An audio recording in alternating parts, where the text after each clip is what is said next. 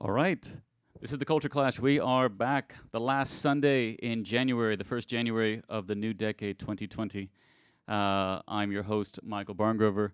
And for those who haven't tuned in before, and shame on you if you haven't, this is Culture Clash Radio on Coach University Radio. My guest tonight is Selcen Ciftlikci, who is a fascinating woman. And so, the point of our show is all about discussing intercultural experiences, multicultural experiences. I don't know the difference between inter and multi here. Maybe Selcen has some thoughts on that subject. And so she's had a lot. So I've spoken enough. Selcen, jump in here. Say, who are you, and what makes you such a great fit in my mind for coming on? Well, thank you, Michael. Hello, everyone.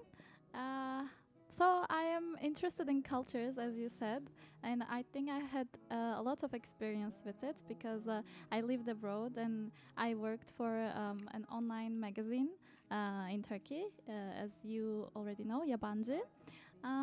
So we had a lot of writers all around the world, from all around the world, living in Istanbul, and I think that my job provided me the opportunity to get cultures, interact with different cultures, different people, and that's why I find myself interested in many cultures.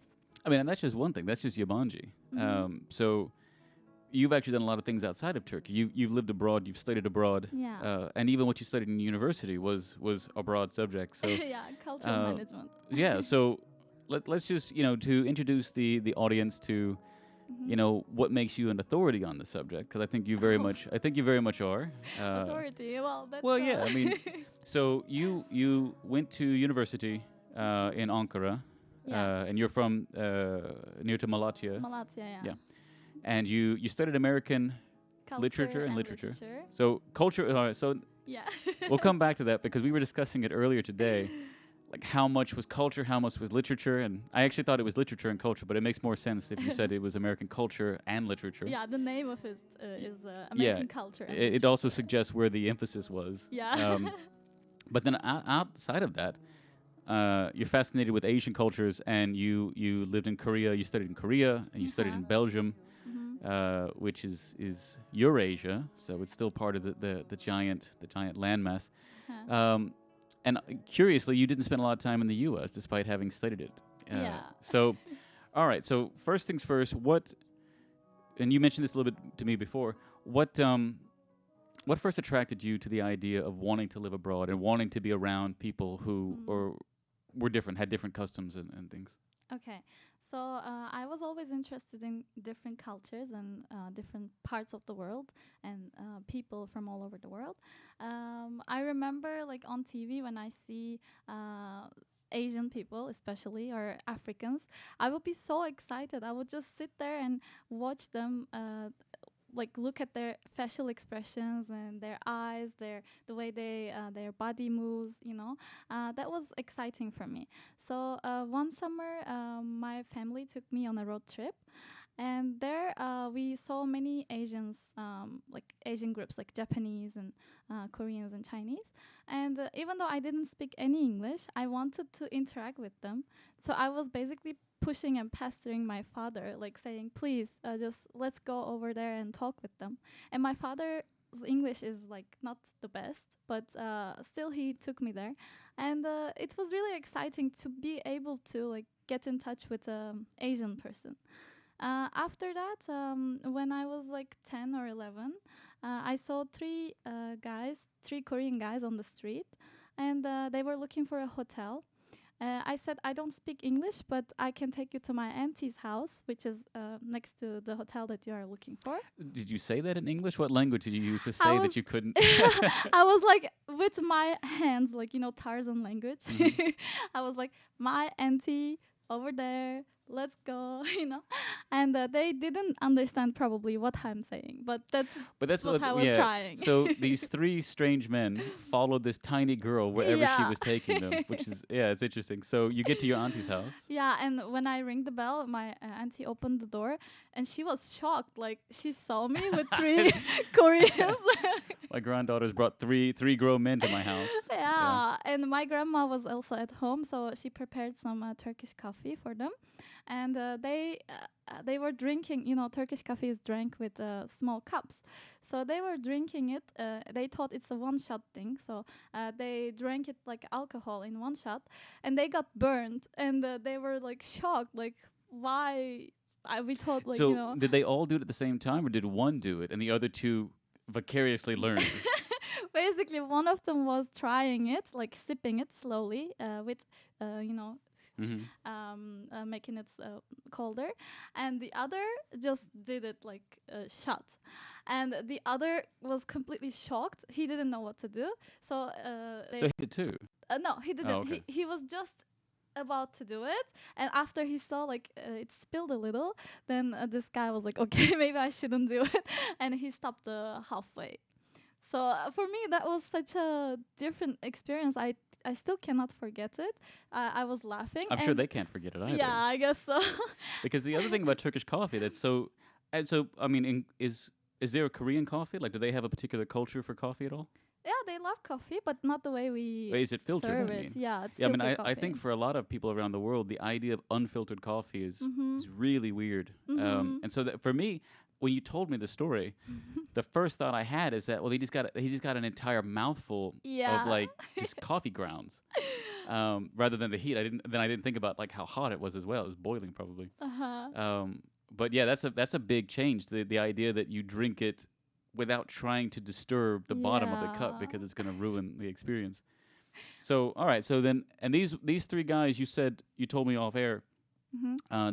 these were missionaries. Yeah, they were missionaries, Christian missionaries. And where were you? This was when you were still living in. I was in Sivas Okay. at that time because my auntie lived there, and I was on the summer vacation. So my auntie is a Muslim, and she's kind of religious. So they were exchanging books like Quran. She gave them Quran, and they gave her Bible. And then they talked about religion, and my auntie was translating to me and to my grandmother and my mom.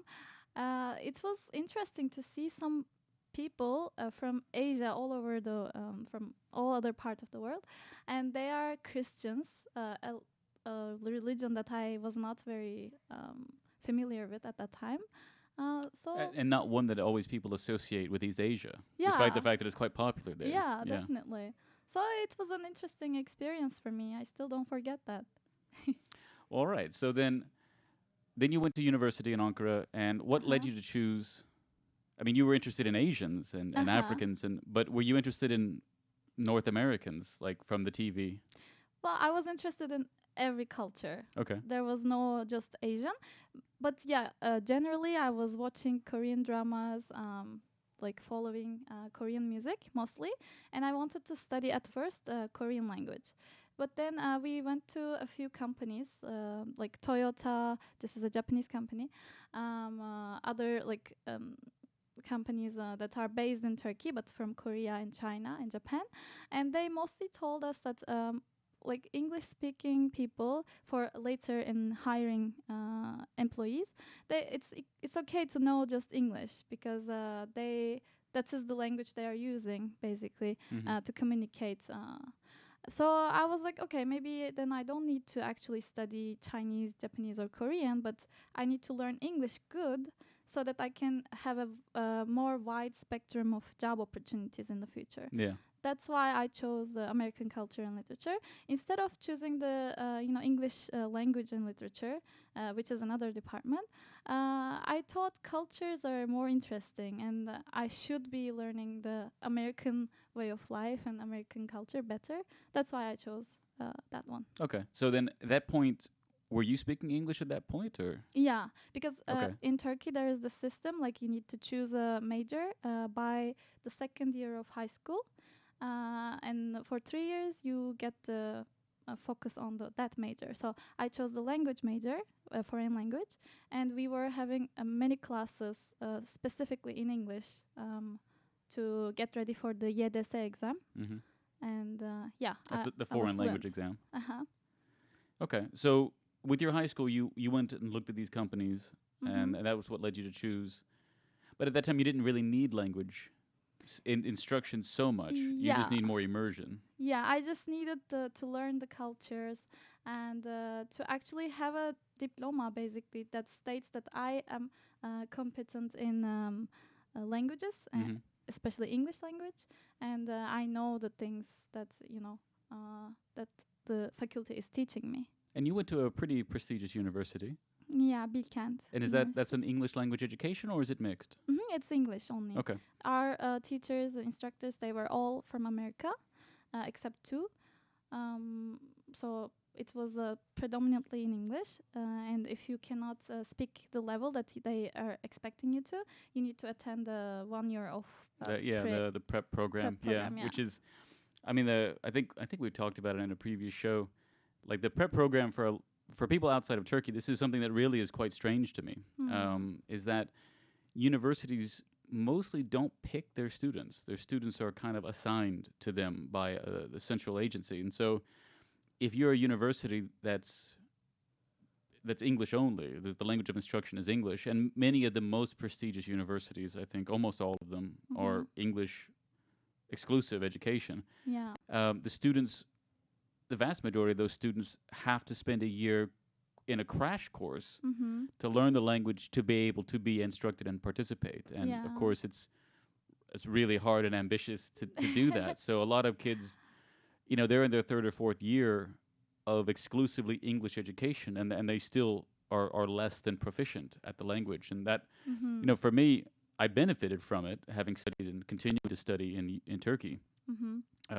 I benefit from being able to do so in English, but I do sometimes wonder, like, I meet people who they clearly don't learn as much because there's this massive barrier between them and their subject matter and their instruction. I mean, and they can compensate by many professors will, Right. of course, will be in Turkish during like the lectures in English, but then all the class discussion is in Turkish, Yeah. or stuff like this.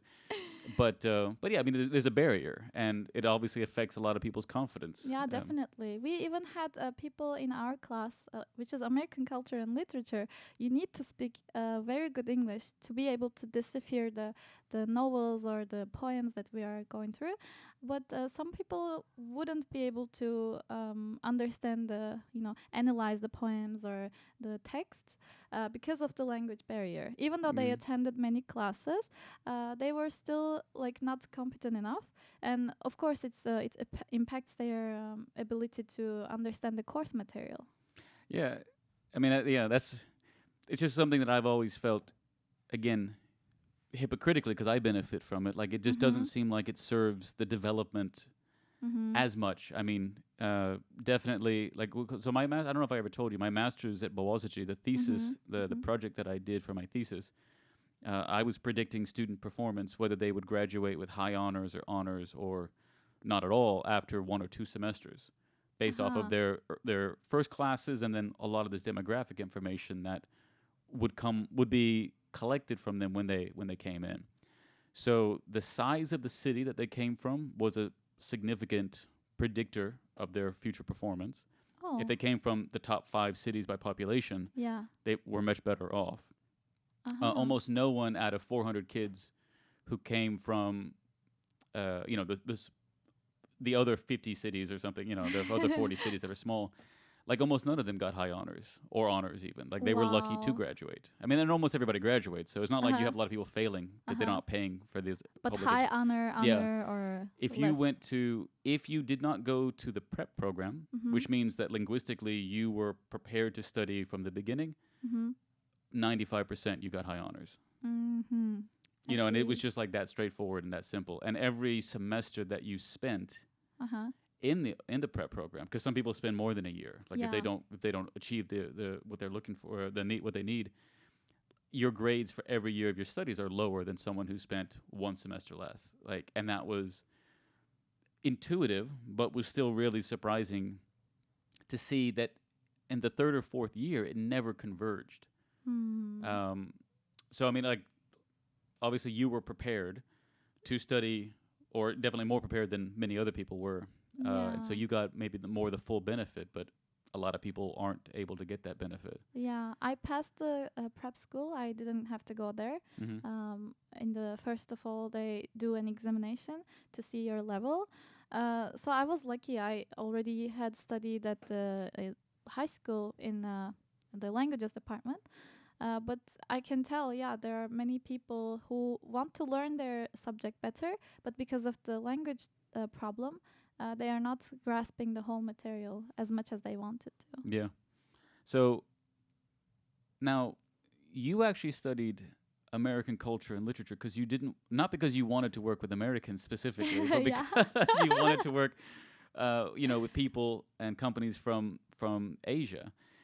That was in my mind at first Yeah. when I was like getting ready for the exam. I even went to Ankara University because they have this faculty of languages. Yeah. I Uh, forget the name of it. Was it it's in Turkish DTCF, Dil Tarih Coğrafya Fakültesi. Dilmer? Yeah. No, not Dilmer. Tomer.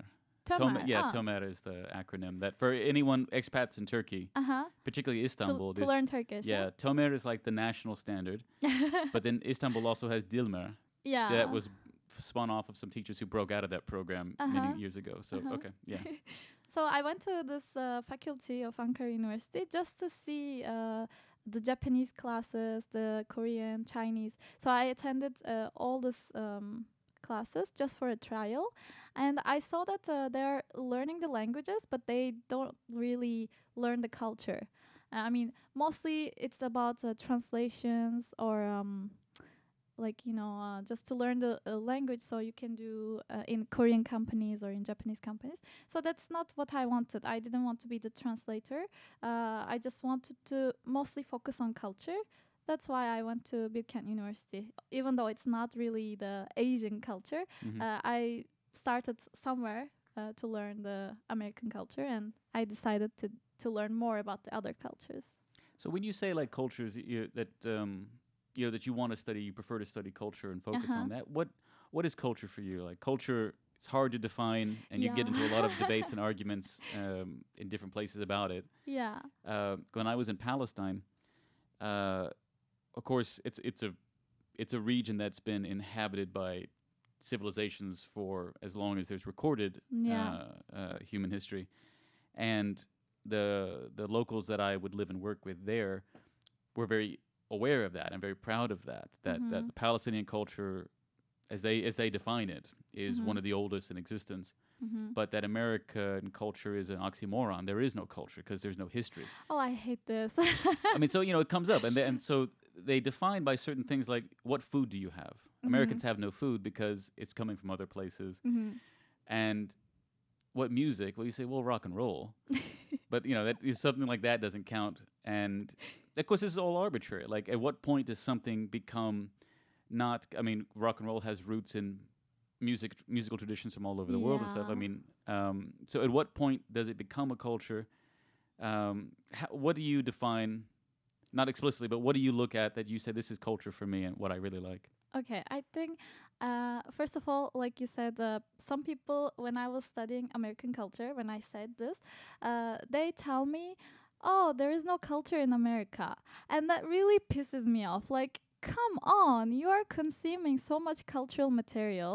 I mean, it's not just the culture is not just Hollywood or Spotify or whatever, but what you have an iPhone, you wear Nikes, like they are all coming from, they are the products, they are the ideas of Americans. They produced this, and they have Hollywood movies, that music that you listen to, they're all the cultural elements of this country. And let alone this, I mean, okay, yeah, there were immigrants like British, French, Dutch, Italian, Spanish. Yeah, they brought their culture, but this is a melting pot. The whole other cultures, they all got into together, and they melted into a pot, and they made their own new culture. American culture is something that is mixed with all these different cultures. So you cannot just say, yeah, there is no culture of America, because that doesn't make sense. The way that the traditional way of living, like a New Yorker is different from a Texas Texan, you know. So even that is, I can say, culture, because lifestyles, like more Mm. anthropological side of the food culture, the musics that you listen, the dances, they're all a part of culture, I think. Yeah. I mean, I completely agree, and I think you made a very compelling case befitting a graduate of American culture and literature. Thank you. Um, but what are the what cultural artifacts or elements or tangible products like really attract your attention when you're looking at a new culture or Mhm. the ones that you've looked at and that have held your attention, like Korean and Mhm. these things? Is it the music? Is it the film? Is it television? Is it the literature? Is what type of stuff? Is there something that kind of consistently draws your attention across different cultures that attract your attention, or is it much less consistent than that? Is it much more dynamic? Well, I think it depends on the country. Uh, I am really interested in learning languages, so I think I tried almost 10, 11, maybe 12 languages just to start, to get the grasp of the structure. Hmm. But of course, I'm not fluent in all of them. So, like, what I do is I use the languages, I use the culture. I mean, the media, the music, the film, or other products of culture to learn the language, basically. So it's basically a tool for me, culture, to learn the language of that country. Which is fascinating. So that means you're not as interested in the culture for its these elements, these discrete elements. Hmm. It's a tool for you to learn the language, but for what purpose? So Because then it must be the humans you're using the language to get to.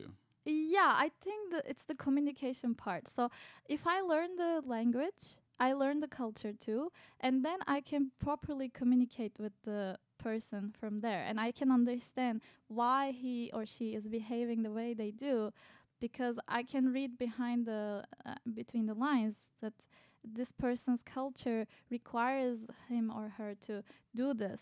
For example, during Christmas this year, we were invited to a Japanese friend's house, and it was around 10 p.m. We were told to pack up and start going. Politely, of course. Yeah, of course, yeah. But uh, I knew that Japanese people has rules. I don't want to generalize it, but mostly they are more into rules and than like Turkish. Because in Turkey, if there is a guest, they are pressured to stay more than they actually want to. Well, they're the rule setter to Yeah. some extent. So for me that was really interesting. I mean, I knew that the Japanese are like this mostly, but once again I experienced it, and I was like, okay, so I need to pack up and get going, politely, of course. But then I compared it with the Turkish culture, and of course, in Turkey they would say, "Oh, come on, sit down. We will just eat more, and we will drink chai." But they don't tea." always mean it. Yeah, Yeah, of that's the thing. Like, yeah, course. yeah, that's you have to read between the lines again. That Like, like they're yeah. saying it because this is an act we're engaging Uh-huh. in. They Uh-huh. really do. They are getting my coat at the same time they're saying it. Uh-huh. Uh-huh. That's interesting that you observe that, particularly like Japanese people are kind of rule oriented, because Mhm. you could see how challenging that would be in foreign environments for where they're not in control. Yeah. But Japanese people are kind of famously world travelers, Yeah. and so putting themselves in positions where their rules are often, coming into conflict or into at least direct contact with Mhm. a different rule set. So Uh-huh. that's interesting. I wonder if that makes it easier or less easy to travel, like to be a little bit rigid in like observations of time and things like this and, Mhm. and customs. I traveled with a few Japanese friends, and I can tell you that they are really rigid. They set the schedule first before going on the trip. I mean, there are people, of course, all around the world who prefer to travel that way, and there are some people who prefer to do it spontaneously when they're on the road. So I think for me, I'm more spontaneous side. But with the Japanese people, we had to plan everything. Like tomorrow, we are gonna get up at 10. We are gonna go this place at 11. You know, da da da. Like you set the schedule and you follow it religiously. And if there is a mistake or if you miss the bus or something happens, they get quite tense in the Anxious, tense, anxious, yeah. yeah. And they feel like, okay, we missed this bus. Okay, what do we do? And they try to come up with a new plan that can still fit with the old plan somehow. So Yeah, I mean that. And how did you find those travel experiences? These are friends of yours, of yeah, course, yeah, of but I mean, course. like you being more spontaneous. Mhm. For example, my wife is more like you described. She would Uh be huh. more Japanese in her travel Mhm. preferences. She likes to have a program. She likes to know what she's doing, and if anything, she likes to do more. And Hmm. that's I think that's also like this ticking off of a box of like I went here, I did that, I did that, I did this, and then at the end, I've done everything that I can do, kind of thing. Mhm. You know, and I'm much more spontaneous and also less particularly like there might be one or two things that I like. I really do want to do these things on this trip, but everything else is yeah. Let's if I'm around, Yeah. yes, let's go do it. But I'm not going to kill myself if I want to spend an extra hour Yeah. around. So for me, it's okay because I feel like when you're the spontaneous person and the less planned, you ultimately break everyone else's plans anyway. So you get your way. But for the person who is quite planned, Mhm. spontaneous people are such a drag on everything. So how did you manage it with your friends? Well, the trip was good, all in all. But I mean, of course, we had to manage it somehow. I uh, obeyed their rules in a way. Obey is the word, I guess, that fits here. And they kind of allowed me the flexibility that I need. Sometimes when I enter a museum or a gallery or some place, I want to soak the information. I don't want to rush it because I'm on a timetable, you know. I just want to see, go on my pace. But for that experience, they were more like, okay, we have 1 hour for this museum, finish it up, and then go to the next Yeah, one. I mean, if you've never been in that museum, how on earth do you know how long it's going to take? I mean, you don't know Exactly. what's in there. They Uh, search on Google and try to come up with an information like, okay, so this many travelers spent an hour, 2 hours, yeah. whatever. But that's not you. That's as other people. Maybe your experience will be different. Yeah, yeah, and of course there's a difference between seeing it Uh huh. and digesting it Mhm. while you're there. Yeah. Yeah, but I mean museums I think in particular are very difficult for that because Yeah. like if it's an outdoor site, I don't know, I feel like those are easier to plan because Mhm. it's hot usually if you're traveling in the summer like most people do. So, it's this many square kilometers, it's this much of that's accessible and walkable. Mhm. I think it's easier to plan, but museums are really completely Yeah. hard to plan for. So, yeah, we've talked a bit. So I want to come back to what you were talking about before about the way you use culture as a path and a tool for learning language. Yeah. Because that's what music in particular is for you, and so Yeah. that's kind of what informed your musical selections today. So I want to play a couple songs before we talk a whole lot more. And so, unlike the other guests, your selections do they any of them have like a particular like emotional feeling for you, or any like point in your life or experience that's attached to it, or is it more like the experience of this is just a song that I liked that Mhm. also I listened to 30 times because I was trying to learn the lyrics for the purpose of learning the language. Yeah, I mean, yeah, some of them, actually, all of them I listened many times because of different reasons. One of them is in Hindi, and I was learning the Bollywood dance. So, this is a song from a Bollywood movie called Kalank, and I really liked it, the music, when I heard it for the first time. And there is still this dance course in Karaköy, the Bollywood dance class. So they are teaching not only Bollywood but also other traditional types of Indian dances like Kathak and other that I don't remember their names. So I went to this class for the first time, and this was the song. So I was very happy because I already knew the song, and I was excited that it was the song. We practiced with the song for 3 months, I think. So every week for 2 hours we were practicing. 2 hours with the same song? Yeah, almost. Yeah. Really? Yeah, because it's really hard to get. It's a full class Wait, with it's a lot of choreography. 20 people, and this song actually they have many other songs classes, but this song attracted many more, the most number of people. We were the most crowded on the stage with this song, so it was really hard to get the choreography set. So That's yeah. a lot. I'm surprised you don't hate the song now. I still love the song. So you picked two songs actually from that film, I think. Which one Yeah. is this you're referring to? That is First Class. First Class. Okay, so we're gonna play First Class from the movie Kalank. Kalank.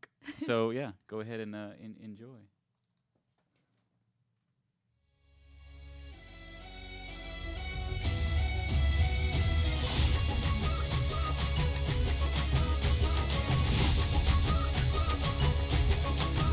मेरे होठों से धुआंधार निकलती है जो बोली, जैसे जैसे बंदूक की गोली। मेरे तेवर में है तहजीब की रंगीन रंगोली, जैसे जैसे हो ईद में होली। मेरे होठों से धुआंधार निकलती है जो बोली, जैसे जैसे बंदूक की गोली। मेरे तेवर में है तहजीब की रंगीन रंगोली, जैसे जैसे हो ईद में होली। मेरे जीवन की दशा, थोड़ा रस्तों का नशा, थोड़ी मंजिल की प्यास है, बाकी सब फर्स्ट क्लास है, बाकी सब फर्स्ट क्लास है, बाकी सब फर्स्ट क्लास है, हाँ कसम से, बाकी सब फर्स्ट क्लास है।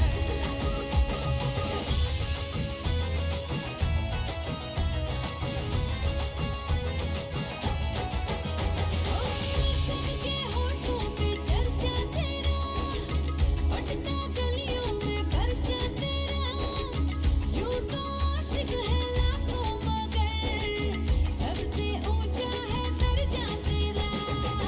जेब में हो अठन्नी भले, चलता नोटों में खर्चा तेरा, यूं तो आशिक है लाखों मगर सबसे ऊंचा है दर्जा तेरा, सबसे ऊंचा है दर्जा तेरा। मेरी तारीफ से छुपती फिर बदनामियां मेरी, जैसे जैसे वो आँख में चोली। मेरे तेवर में है तहजीब की रंगीन रंगोली, जैसे जैसे वो ईद में होली। मेरे जीवन की दशा, थोड़ा रस्तों का नशा, थोड़ी मंजिल की प्यास है, बाकी सब फर्स्ट क्लास है, बाकी सब फर्स्ट क्लास है, बाकी सब फर्स्ट क्लास है, हाँ कसम से, बाकी सब फर्स्ट क्लास है।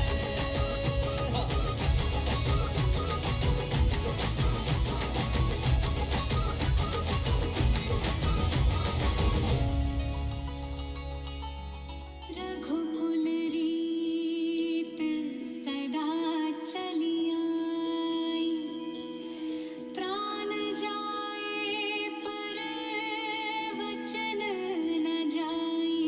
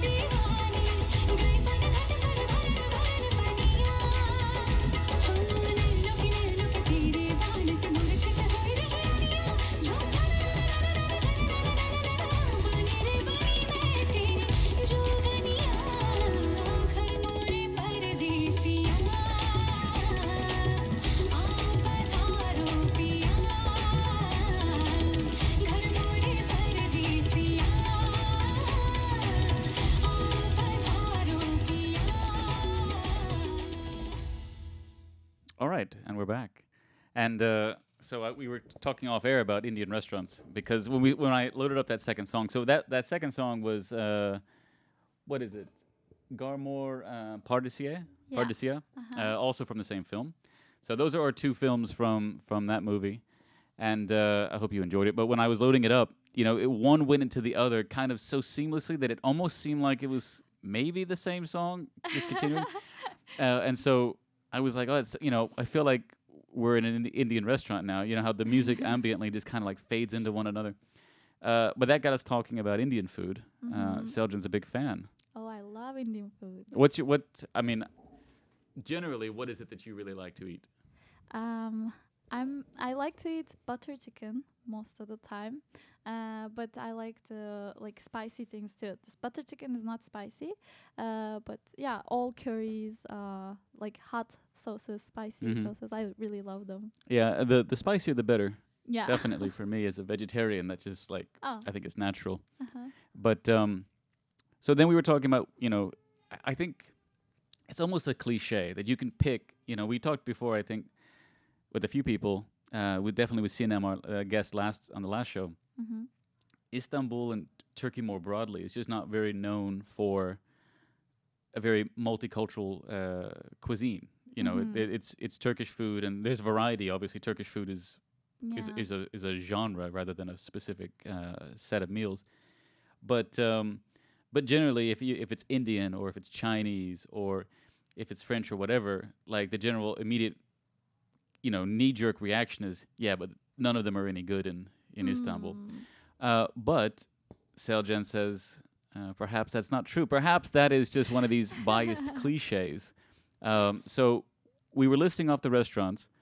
So we said there's one, and Seljan knows all the names of these, which is impressive. It's showing she's just kind of showing off her knowledge here. So we have the one in Beşiktaş, Yeah, it's called tandoori. Tandoori, Uh-huh. and I like it. It's not. I don't think it's amazing because I Uh-huh. don't know what would be amazing, but it's good Mhm. for me. Uh-huh. Then we have one in Tunel, Yeah, Taj Mahal. Taj Mahal. Then we had one in Sultanahmet, Dub. okay, which is supposed to be Mhm. quite good. My Indian friends said that the Dub Hilton, which is in Harbiye, it's the best Indian food that you So can yeah. find. So then Harbiye is actually near Taksim. Yeah. Okay, all right. Mhm. So, and was there another one? You said there were a couple that are on the road down from Taksim into Cihangir. Yeah. There are many of them that are located one next to each other. So there is one that is called India Gate restaurant. Right next to it, there's Aladdin Istanbul. And then- Aladdin Istanbul is Indian. Yeah, it's Indian. I mean, they cook Indian, Pakistani, all from that region. Mm-hmm. So there is Delhi Darbar. There is Karachi restaurant, Karachi from Pakistan, but mhm. obviously they have Indian food, Pakistani food. So yeah, these are all next to the same, on the same street. Is that like? I mean, are Indian and Pakistani people specifically living in that neighborhood, or is it just about the food? Do you know anything about the neighborhood? Because we're talking about a very, very foreign-friendly neighborhood, as well as just a lot of foreigners live Yeah. there. Mhm. But my gut is it's always been predominantly Western foreigners. I think that the reason why they opened those restaurants there is because it's a touristic spot. So Mhm. there are large Indian or Pakistani groups that are obviously coming to Taksim, and some of them staying in Taksim. So that is very conveniently located for them to find it easily. So I think that is the main reason why they are there. I don't think that the Indian population is like living around in that specific area. Yeah. Yeah. But I'm not the expert on that. So Yeah, I don't. So Istanbul, like every big city in the world, is you have your neighborhoods that are kind of dominated yeah. by a particular foreign group, Mm-hmm. or even would you say domestically foreign?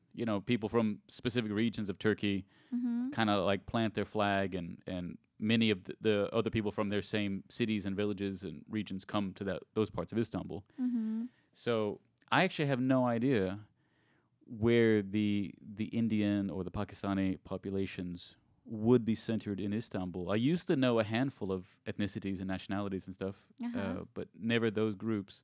Which ones? I know, for example, that was it Kenyans?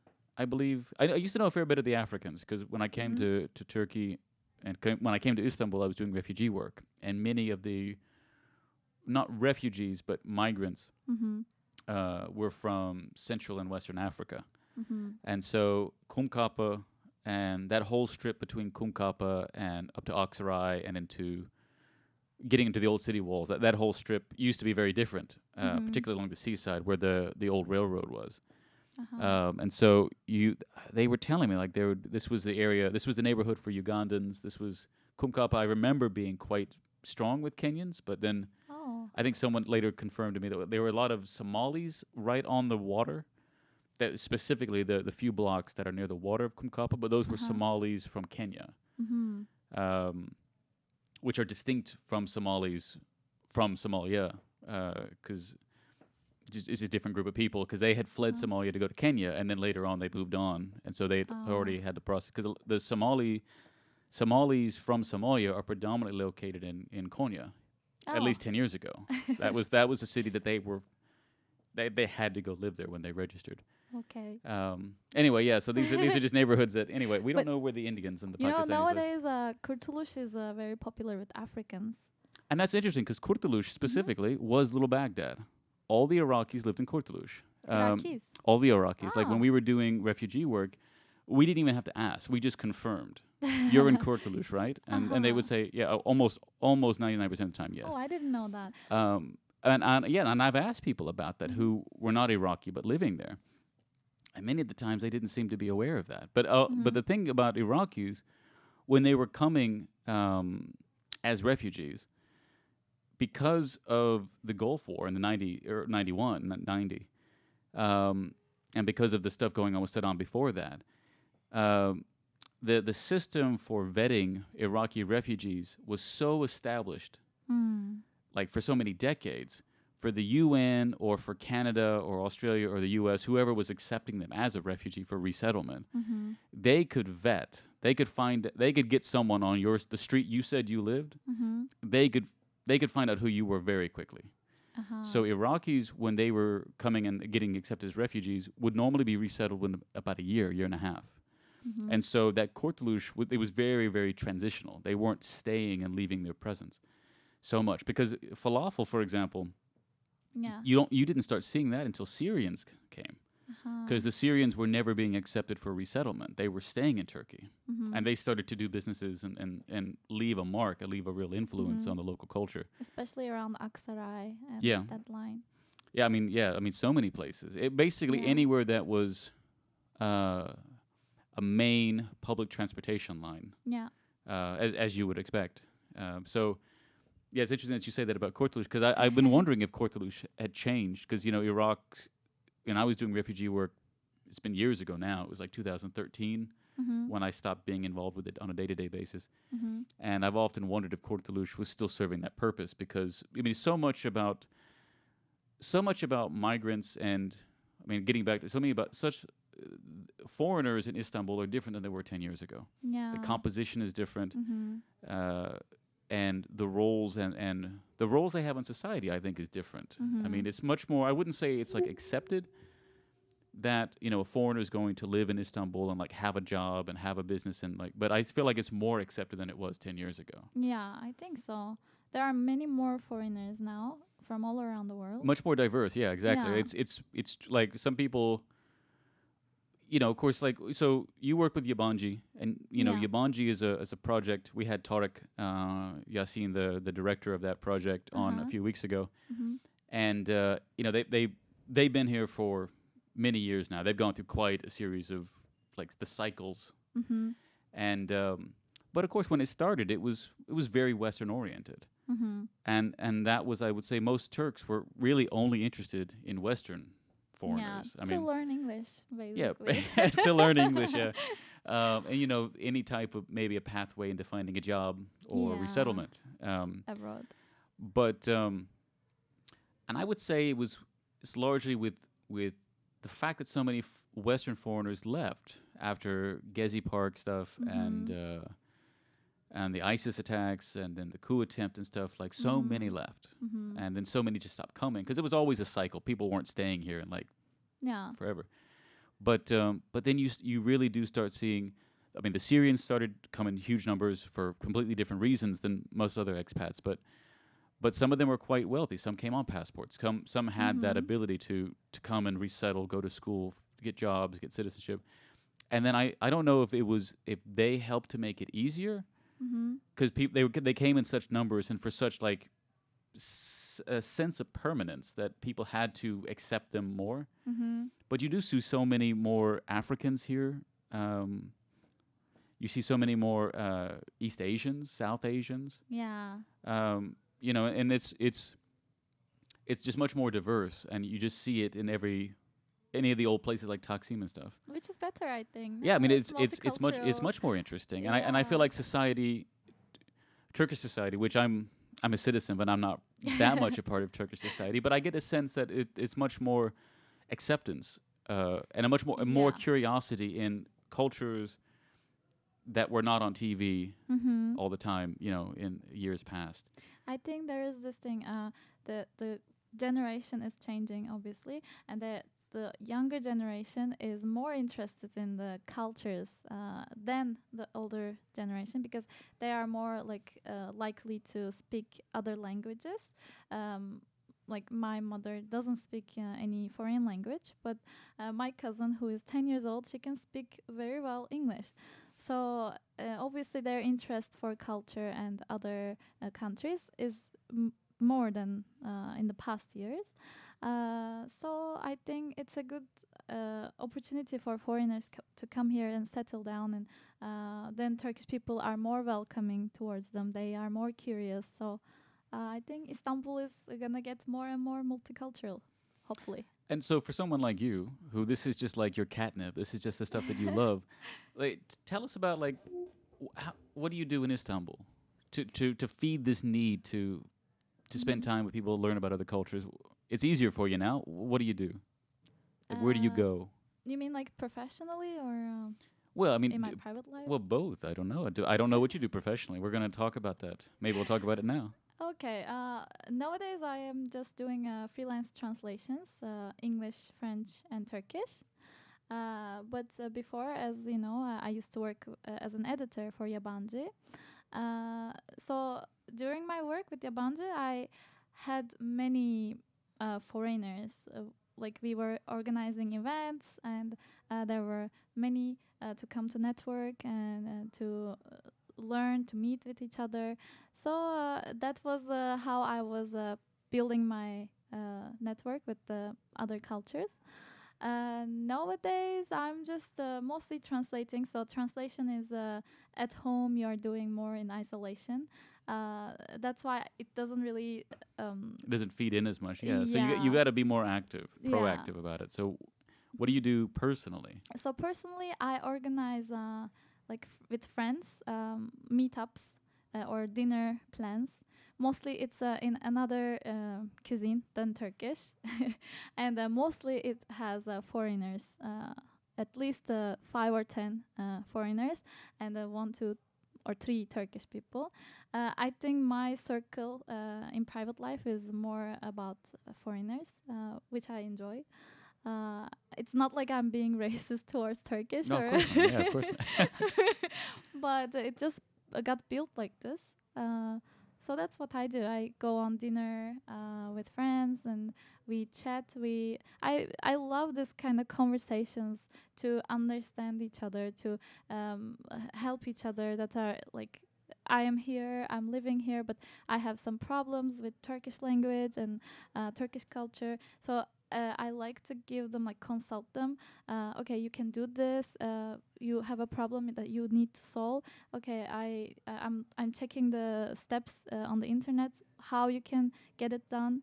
The other day, a friend of mine from Iraq, she asked me if she can get contact lenses for eye examination in glasses shop. Yeah. I said that's not possible in Turkey, as far Is as I it? know. Okay. Yeah, so you need to go to the hospital for that. But she was specifically looking to get her eye checked in a glasses shop. So then I searched online and I found that it's not allowed for the shops to do such kind of examination. And then you have to definitely go to the It's got to be hospital. regulated. Mm-hmm. So this kind of things, I like to help people that are like struggling with the culture, to understand the culture in their daily life. And what are these people doing? These people that are attending your events and stuff. I mean, Mm. is it the same group of people, or is it like every time it's different? 'Cause It's people are different. inviting, and they're so. What are they doing? Are they students? Are they working here? It's very various. There are students, there are Erasmus students, there are people who work here. Some people are on internship.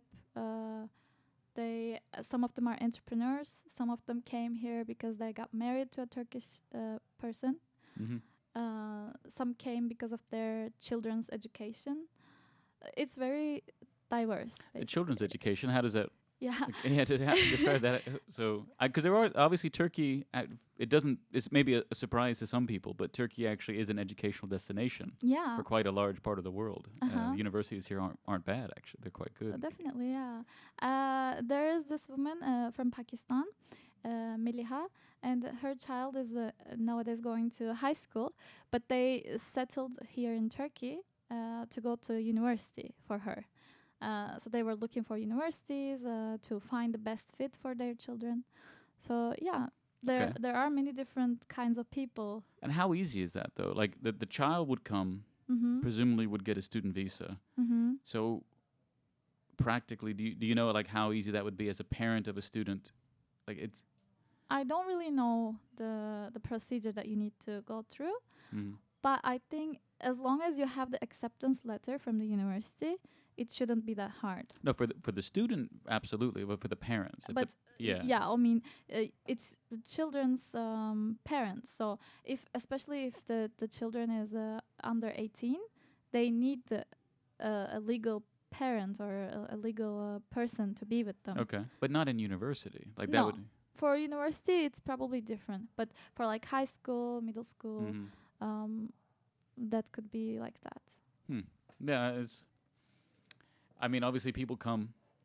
These are people who can afford to do that, so Yeah. they're contributing to the local economy. I'm sure there are ways Yeah. to grant them a legal Uh-huh. right to support their family and Uh-huh. and the local economy.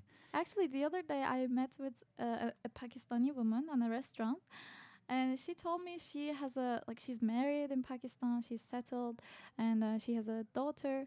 But she came here and she periodically comes back to Turkey to learn Turkish, to attend Tömer classes. And I was like, okay, how is this working for you and your family? Because in Turkish culture, it's not much common that your husband and you let your wife to go to abroad and study, and then maybe for long periods of time you don't see her or him. So she said like, oh, it's normal for in our region, like we are more open-minded, we go to countries, we learn languages. So she chose basically Turkey because she fell in love with the nature, the city Istanbul, and the people's hospitality. So you never know where you meet, why they came to Istanbul, but you can meet anywhere with foreigners, in coffee shops, in restaurants, on the street, in the metro, anywhere, and they always have a different reason, a different lifestyle that they tell you why they come to Turkey. So if you go to a restaurant Mm-hmm. on your own and you see someone you identify as a non-Turk, Mm-hmm. how often do you kind of go introduce yourself, and like do you wait for like to see them struggle with something and then come in swooping with like some help, or Uh-huh. or are you the kind of person to kind of go up like you pushed your father to do when you were a kid, like to just go up and start introducing yourself and talking? Yeah, I always do that. I used to don't do it because I was very shy. But the more I started doing it, the more I realized they are actually people too, and they are happy that they meet a local. Sometimes they need your help. Just saying a hello, and if they're not interested, then they will just turn you down, or they will be like cold towards you, Yeah. or maybe they will be nicely telling you like, oh, okay, I'm kind of busy or in the middle of something. So that's okay. You at least tried. But whenever I see a foreigner, I just say hello, and then the conversation starts. And somehow I have the best friends of mine that I just met randomly in some place. I think so on occasion I've tried to offer help to people who I see struggling. But I don't think it works the same way if you're a man. And I don't think it works the same way if you're also a foreigner. Like even if you speak the language much better than they do and you know what they're trying to do, it comes Yeah. across weirder to people. You mean for women or for men? Well, for both. Like it's both. just, I don't think it's a foreigner coming up and offering you advice about this place that you're in. Just doesn't, you don't, like I've answered questions to Turks sometimes. I know I answered that question correctly, but they know I'm a foreigner, so they will go ask the next person beside me. Like it doesn't matter, you just because you don't have any credibility. You're not a Turk, Right. so definitely like what you do works better because you can say I'm I'm ethnically a from local, here. yeah, probably that's why. But so I was going to ask this before, and I'm curious to know what your thoughts are about what is Turkish culture, Anatolian culture, and sometimes I feel like the country would be better off if it just called itself Anatolia, rather than attributing a particular Right. name associated with a group of people or a cultural definition or something. But because you described, the U.S. and North America, really North and South America are melting pots. It's just all immigrants. But Anatolia, of course, like everywhere, has had people coming through. And Anatolia, maybe more than many places, actually, have had lots of people coming through. People are still coming through, and they settle. Yeah. So, do you have any strong opinions about what is Turkish culture versus, like, what is a culture that's been brought to Turkey? Because I know people have like this. Obviously, that was the Republic. That was the essence of the Republic. Just this motivation to try to create a definition that created distinctions between certain nearby groups of people, which obviously it's just tough to do. You can do it, but you're kind of choosing arbitrarily where you start putting certain like lines in the sand. So when you're expressing or you're explaining or you're talking about your culture, do you have any of those such distinctions between like this is real Turkish culture? Because the reason this came to my mind earlier because we were talking about weddings. Yeah. And so we were talking the songs we played were from a Bollywood film. Yeah. And does every Bollywood film have to have a wedding? Well, I don't know, that could be a law at some point that it it's could just be, yeah. so. And you drew attention to the clothing of the bride and the groom and how distinctive it was. It was very much of their culture. But in Turkey, you felt like, particularly men, they're just wearing plain, boring Western suits. There's nothing Turkish specifically about it. Yeah. Okay, so any thoughts about what would be a more Turkish outfit for a man and like. If a Turk for 100 years has done that, at what point does it become Turkish and not this foreign influence? Actually, I don't think that for men there is this like specific clothing regarding the Turkish. But I had this book about historical clothes of Turkey. And in there was like every city has a different clothes for a wedding. Which surprised me because I didn't know that we had such a diverse kinds of clothing, ornaments, colors, styles. I didn't know that, and this is just for Really? weddings, But every city in Turkey's got an ethnographic museum. Yeah. And they do depict that because it's not just for I mean, I think it's the whole of the Mediterranean. Like, I think any place that had kind of a city-state culture for hundreds of years or thousands of years, like it did come to represent itself in these customs. Because you go into the Middle East, you go into the Levant, and every small town is represented with a distinctive ornaments or the way certain sashes are worn or something like this. So, but in the ethnographic museums in Turkey, I feel like that's their purpose, is to show you that. But maybe, did you ever go to them? Yeah, I've been to a few of them, but like actually, when I was working and choosing a topic for my thesis, I thought about intangible cultural heritage, and I was doing some research, and I pitched the topic to my thesis advisor, and she told me like. This is actually like the ethnographic museums or the like books that are written on the heritage, the cultural heritage, intangible, that they are actually killing the heritage, because the intangible heritage should be alive. It is not just one thing that depicts like, okay, this is the culture, this is the bridal dress of Turkey, and this is how all Turkish is wearing. No, of course, that dress has evolved from many years ago to get into that stage, and it's still evolving. Probably in villages they are still using it, and maybe they use the different ornaments this time. They use different styles, different colors. So every day the culture is changing, but of course you don't see it at the moment. It's a long history. So I think like depicting those in museums, ethnographic museums, the way that the plates are put like to show that the traditional table of Turkey.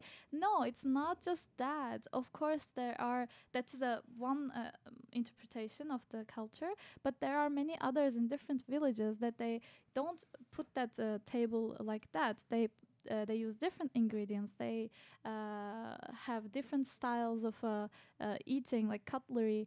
That's why I think that they are basically killing the culture, and putting it in a book or in a museum like that is not the way that you should do. Nowadays, UNESCO is going through like searching for a better alternative to protect the cultural heritage, but at the same time let it live, let it evolve on its own. That's so. I'll come back to the question that because this led into something else that I think is worth mentioning. When I was in when I was in Palestine, it's a displaced culture. Because most Palestinians will identify with a village or a specific region that they do not live in and they have no access to. But even in the camps, like the camp of Daisha, where I was staying, like it's I think 1 square kilometer. I think I measured it slightly more than that, and so it's not very big. And of course, people have lived there for 3 generations, and I remember I was doing a mapping project, and I went with one of the boys as a guide. Because you're a foreigner, you're walking around neighborhoods like, it's weird. Even if I've been there for 6 months, like we went to places where he's like, he's like, I've never been here. I'm like, dude, we're in the size smaller than this campus, smaller than Coach University campus, and you're 16 and you've lived your whole life here, and you've never walked 10 minutes down this one direction. And it's because there are people from different villages. Again, they themselves have never lived there. The grandparents might have, but the grandparents, at that time, and certainly now, are in their 90s and stuff. And so what they would identify with was this culture. Like they would hold on, preserve the culture. And so I had this observation that, you're trying to teach the wisdom of a fisherman to generations who have no access to fishing. I mean, you can do it, but it's almost like kind of it's an act, it's a pantomime. Like it has no meaning in this context other than as a historical document. But if you say, if you aspire to maintain the traditions, well, already you've changed the culture. Because 70 years ago, and I don't remember how many years it is now since the Nakba, but, like 60, 70, 80 years ago, those people were not trying to stay exactly one way and never change. So the very act of trying to do so is, of course, changing the culture. It's not that culture. And it's, it's just impossible. Like, you want to preserve it, but, as you said, does it not kill it? I mean, you still are the same culture, You're Yeah. just 80 years and a whole lot of other events further along your path. Mm-hmm. But anyway, yeah, you reminded me of that conversation because it was not an Uh-huh. easy conversation to have because I mean, it calls into question, the whole purpose of many of those cultural I Traditions. mean, the organizations who that is their purpose for being, and Yeah. where they gain their money from foreign supporters Mm-hmm. to maintain these traditions and stuff. So, True. yeah, but this all came from a question about what would you consider to be a more Turkish dress Dress. for a man in a wedding, if not a black suit with a white shirt and maybe a tie of some See, kind. that's the thing. Like, we don't. At least I don't know that traditional dress for a man for Turkish. Like, of course, there in throughout the course of the history, probably there were like the kaftan. We call it in I was gonna say, yeah. I mean, Turkish. I've my wife's from the Black Sea, and Uh-huh. I've seen through the neighborhoods, like the guy playing the ney and beating the drum, and the dancers with the symbols on their fingers. Uh-huh. They're all wearing quite distinctive clothing Yeah. from that particular town or village or something. Hmm. But when you say like a wedding dress, it doesn't ring a bell because what we see, I mean, in my life at least, what I see when I go to a wedding, I just see the Western cloth for men. But that's the thing. You define it as Western. It's not Turkish. Yeah, because Y- I don't think that is what we came up with. Suit, like suit, even the name sounds French. That Mhm. we got it from. So I think that with the influence of the French during the Ottoman times, we changed the like Atatürk wanted to change the fez Yeah. to hat because it was more modern. So Well, also, was it more? I mean, modern is an interesting adjective to apply there, uh-huh, because at that point in time, modern. everything was equal. Like it was the time of the day. So like, how is one hat Uh-huh. newer than another hat? You could have purchased it, but otherwise, it's just. But I mean, yeah, I get your point that it was attributed Yeah, this concept of to be modernity. modernity. Yeah. So, but does that suggest that Turkish culture is antithetical to modernity? That definition of modernity, like it's the opposite of it. Mhm. This is coming in, and we call it modern, and therefore Turkish cannot be that. I don't think so. No. Um, I mean, I don't know the exact answer for that question, but I think that we have values and traditions that we are bringing since the time that we were even back in the Asia when we were living there, like a long time ago before we Mhm. came to Anatolia. For example, my name Selcen, it is coming from legend, not legend, but in Turkish we call it destan. So Dede Korkut destanları. Folk tale. Folktale, yeah. So there was this Dede Korkut guy who wrote the folk tales, and there was this person, the girl called Selcen, and like she was the girl who is very into fighting. She was brave, and she would go onto like wars, and she wasn't scared and stuff like that. So even my name is coming from all that years ago. It's coming from a folk tale. So we have these values and traditions that we are bringing from many years ago, and But would you say that Turkishness mhm, is specifically coming from a Central Asian tribal origin of some specific tribe, even, or because that's the melting pot concept of mhm. how long would a Turkish man have to wear a suit to his wedding before it became that's Turkish Turkish wedding way. culture that men wear these suits. Uh-huh. It's arbitrary where that line is, but it is a question to ask. At what point? Yeah. Because I mean, so if you're, I mean, coming into a region that was so developed, Mm-hmm. this is also like this question when you have this large human migration Mm-hmm. of Turkic peoples coming in, Mm-hmm. and you had Seljuks and you had other things coming in, other groups before them. Their lives changed. Yeah. I mean, necessarily their lives changed. The work they started doing was different. The way they fought wars was Mhm. different. Like Mhm. I remember when I was a big fan of Ottoman history in the U.S. and it was this idea of Turkish horsemen and Ottoman horsemen, and then you come and you're like, no, it's not really Ottoman. Ottoman horsemen, no, it was Ottoman cannons and the janissaries, the Yeniçeri. Like they had horses, but like that's like predating Ottoman. Like that wasn't how they won their wars so much. It was off of the technology and the janissaries. I think that's the beauty of culture because it's evolving all the time. So it has the old elements, but every day the generations add more to this by adding the modern so-called elements, and it is some of them are being replaced. Some traditions are not anymore used or not even remembered. Some of them, and I think we need to protect them, but at the same time we need to let go of some of the traditions. We can just keep it as it is. We can remember it. We can acknowledge its presence, but we don't have to hold on to some of the traditions. We can get into continue with the modern age. So, is it possible? How do you choose which ones to hold on to? It depends on you as a person, to your values in life. Whatever. So individually, it's not something for like social groups or collectively to do.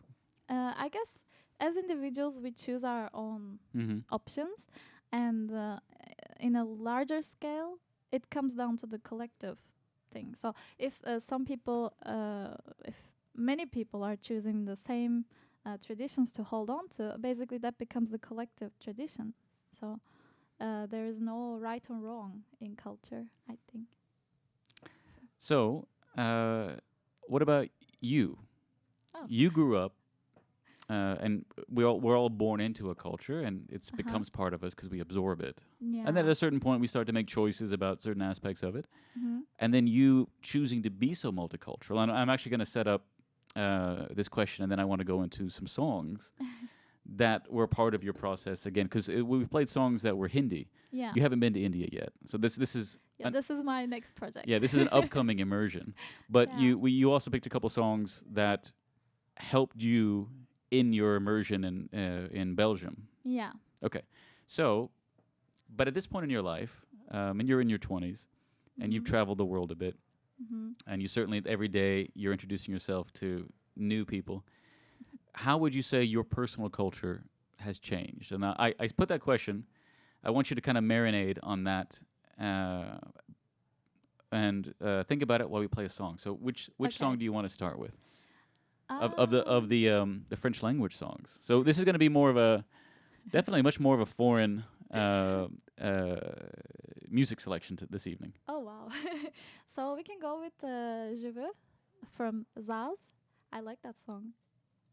Okay, this is it.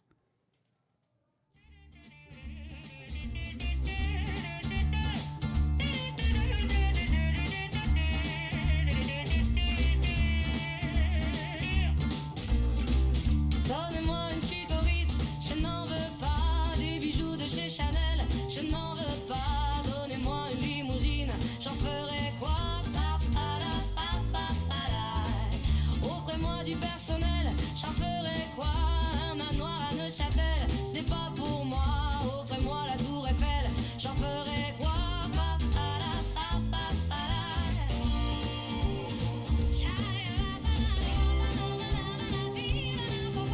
Je veux de l'amour, de la joie, de la bonne humeur. Ce n'est pas votre argent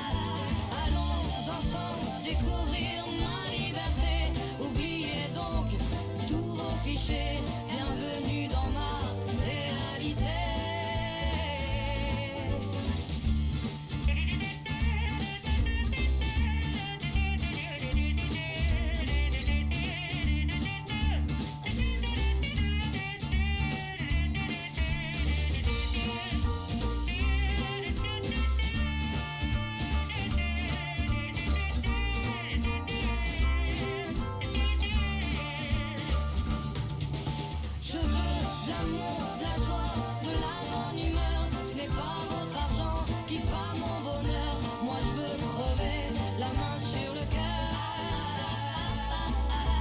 Allons ensemble découvrir ma liberté. Oubliez donc tous vos clichés. Bienvenue dans ma réalité.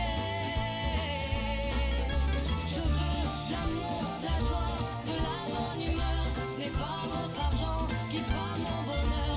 Moi je veux crever la main sur le cœur.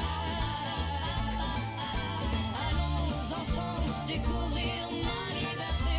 Oubliez donc tous vos clichés. Bienvenue dans ma réalité.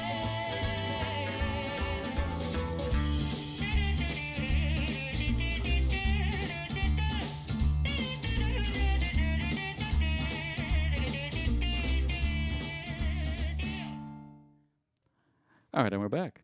So that's a pretty popular song, actually. When you picked it out, I'm like, all right, well, I know that song. I don't know the name. I couldn't pronounce the name, but I definitely know it when I heard it.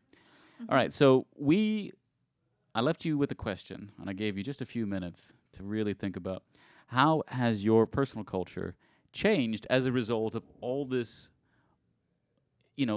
all this multicultural interaction that you've engaged in Turkey and abroad, because you spent a year in Korea, you spent a year in Belgium, and you did some Yeah. additional travel. So stuff happens, you start, and I'm going to say this, that I feel like the point of life is to find better ways to do things. Yeah. And so sometimes you just discover that, oh, there's a group of people who just do so, wow, that's comfortable. I like that. That's just going to be the way I do this particular thing, whether it's like chai or something. But so for you, anything like that? Yeah, of course. As I get to interact with different cultures, I pick up on the good ones that I enjoy. So, like just like you said, how you drink your tea. I realized that when I was working in a travel agency a few years back, we had many Indian clients or Pakistani clients, and they drink their milk. They drink their tea with milk. And at first that shocked me, like why would somebody add milk or spices to their chai? And then I tried it, and I was like, wow, this First is time? really I mean, first time good. you were sold? Yeah, first time I was sold. Because I had like the cinnamon, the ginger, milk, Cardamom. cardamom, yeah. Yeah. It was so different than what we have, what we call chai, what we call Yeah, tea. yeah. So I'm open to this new tastes from all around the world. So yeah, I like to incorporate this kind of newfound different things from other cultures. For example, when I was living in Korea, I was staying in a dorm, and the dorm lady, she was preparing kimchi, which is Mm-hmm. a type of pickles, Korean pickles. Is it just Spicy. cabbage, but it can be anything? It can be made with anything, but this was done with cabbage and radish Mm-hmm. and some spring onions. And of course, it's very spicy. So loving and knowing that I love the spicy foods, I left a little note. I was eating this kimchi because it was for free for all the students, but mostly I was the one who is consuming most of the kimchi at the common fridge. So I even The common fridge, which I was am- uncommonly yours. yeah, basically. I even left a little note in Korean with my really bad Korean. I was like, we were calling the lady Ajumma. So I was like, Ajumma, please leave more kimchi because I love it. And next day she left double the amount. And that how she many was- consecutive days did that increase? Exponentially. How much of the refrigerator was kimchi after that? Well, it was growing and growing as I started consuming more. But yeah, I mean, I love the different kinds of tastes and flavors, and it's not just the food. Also, some other parts of the culture. Like I met with a friend who was doing meditation, and before that, I never considered meditation. I mean, I thought it's not something that would work. Mhm. But he showed me how to make it, and it's not even just in like in your home or on a yoga mat, or you can do it. Something just shocked me was he took me to the mosque to do it, and I was like, okay, this is a very different experience for me because in mosques, in my mind, you pray. You Yeah. pray to God, and you don't. You do your business and you go home. You go back to Exactly. work. Yeah. It's not for meditation, but this was something that showed me that meditation can be done anywhere, and you can calm your mind, silence your mind, and it helps you with your anxiety. So, And where was he from? from Belgium. Okay. Uh-huh. So, yeah, like I pick up different elements of different cultures, and I So enjoy how them. much would you say you're able to incorporate it? Because there's one thing to like something, Mm-hmm. but then in a particular context, and it can be challenging, even if you really love it, like to Mhm. bring it back into your daily life, your normative experience. Right. And so, for example, this is very recent. Mm-hmm. I've taken to wearing slippers at home. And as an American, I never would. Yeah. Like it was just, I have socks, I have feet. I don't need these things. And I remember when my wife and I were expecting like the police to come do an interview when I got citizenship and stuff like this. Right. One of the questions was if they come and they ask where are the terlik. Mm-hmm. I have to know. And I have no idea where they are because I don't use them, and no one uses them because we don't even have guests coming to our house. Right. So recently, for whatever reason, and I think it's because I was expecting my wife right now is in the U.S. Mm-hmm. I was expecting that she would be moving back in January. There was this, in some sense of frustration and annoyance, she said this that she's going to come back in January. So of course I got really like happy and excited about this, and it's not true. She's not, but. But the apartment that I moved into in like November or something, is a nicer place. You know, the flooring's a little nicer, and I don't know why, but I started to like Wearing prepare. Well, I started to prepare the house for her coming back, Oh. and I think I That's started so to also sweet. but it was a failure because she's not coming back. But I put things together as if she would be inspecting it. And I bought all these slippers for guests because I'm like, this is a house for guests. I'm going to start having more guests because it's much bigger, it's much cleaner, it's much nicer. I can't afford it, but this is the situation I'm in because I can't afford anything in Istanbul now. The price is crazy. But then when you buy 3 or 4 new sets of slippers, Yeah. well, what kind of man would I be if I didn't start using them? I made this investment. I'm not inviting people over to my house. Someone's got to use them. Well, now you are Turkified. And so and I've started to make chai, Mm-hmm. even though my wife's not home. And I used to only have chai with my wife, like Turkish chai. Uh-huh. But I still pervert that process because then I put it into pitchers and put it in the refrigerator because I prefer all of my tea super cold and the American style. But I am wearing slippers now. So that's just kind of this recent thing that I would say is just a cultural thing. And it's starting to become more part of natural. you. Like it's becoming a little bit more natural. Yeah. And the other thing is eating fruit all the time, buying a lot of fruit. Oh. Because, you don't do that in the U.S. You don't buy fresh fruit and vegetables. Then what do you eat in the U.S.? You have snacks. Like everything is pre-made. I mean, everything is packaged. Yeah. So I remember when I was living in Konya, it was like amazing. Every day I could go to the market because it was on the way home, and every day I could have a fresh tomato. It was really cool. But I still didn't become like a normal thing to have like fruit at home, like healthy and common. That's normal. Like my friends from Iran. Like their home is, I think half of what's in their home are nuts and fruit for themselves and for guests and stuff. So I would say that that's become something that I've adopted as part of my habit. If I go back to the U.S., I would expect that to continue in some way because I like it now. This is how my home is. Well, I think it depends because sometimes, like coming back to your slippers example, when I moved to Belgium, the first day I was gonna go to the house that I was gonna live at. It was a house like pretty Belgian style, 3 floor, and there are 7 people living in, including me. So I knocked on the door, and this lovely girl opened the door, and she was like very welcoming, and she said, "Come in." But I was like, okay, do I come in with my shoes? Like, I was trying to take them off, and she just said, "Oh no, you don't need to take them off." And I was looking around. It's the door actually gets you to the living room directly. So why are we going into the living room with the shoes on? This is something crazy for Turkish people. We don't do this. For a lot of people actually in the world, yeah. Yeah, but in Europe, what even shocked me was that some of these people that living in the house that I was gonna live, they were wearing their shoes inside. Some of them are barefoot. Some of them are wearing slippers. So I was like, okay, why? It's just chaos. There's no rules. Yeah. Exactly. There was no rules. So that was something interesting for me. And I thought that I would never wear shoes inside the house, but somehow I found myself wearing the shoes, even in my own room. And then I was obsessively cleaning in Turkey, but there I was not that, Was it carpet? Carpet yeah, or hardwood? carpet. Yeah. But there I didn't really care because somehow it became the normal. Even a few days ago, I went to have dinner with a Polish friend and a Luxembourgish friend, and I put my bag on the floor without even paying attention to as we sat down on the chairs. And my friend from Poland, she said, "Oh, so now you became European." I was like, "What? What do you mean?"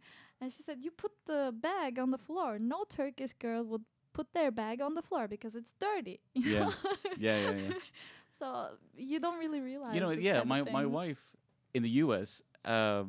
She'd gone a couple times before living there now, Uh-huh.